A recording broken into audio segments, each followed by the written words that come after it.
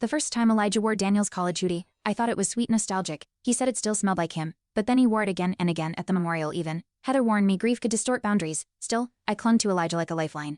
Daniel would want me to look after you, he whispered. I nodded, not realizing how that hoodie, once a symbol of comfort, was slowly being stitched into something suffocating, something Daniel never touched again after sophomore year. By the second month, Elijah had moved in temporarily. He rearranged the living room, cooked Daniel's favorite meals, even changed my phone background to a picture of the three of us. Heather's texts went unread. You seem happier, he said, brushing my hair like Daniel used to.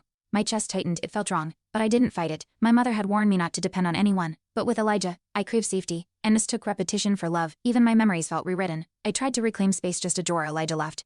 What's mine is yours now, he said, locking it again. I panicked. Heather had once told me grief can make us blow lines. I found my old journal, hidden behind books. Pages were missing. I confronted Elijah. He shrugged. Some thoughts are better gone. My skin crawled.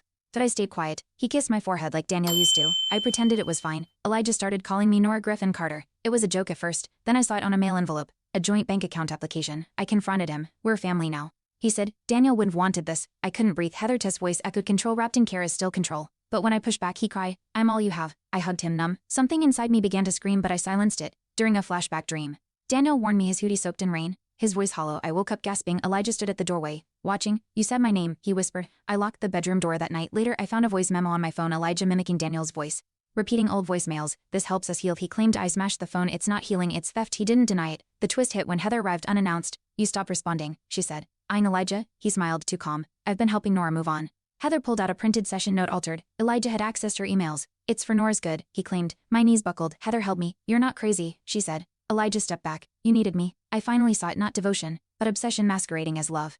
I changed the locks that night. Heather stayed with me. Elijah pounded the door, pleading. I didn't open. This isn't you, he yelled. Exactly, I whispered. I wasn't the grieving widow anymore. I was someone reclaiming herself. Heather handed me Daniel's untouched hoodie from a box.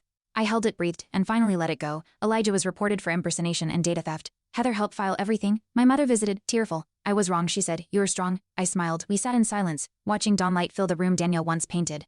No ghosts remained, just colors I chose, just air I owned. Grief lingered, but it no longer ruled me. Thanks for watching. Hit subscribe to check out more stories on my channel.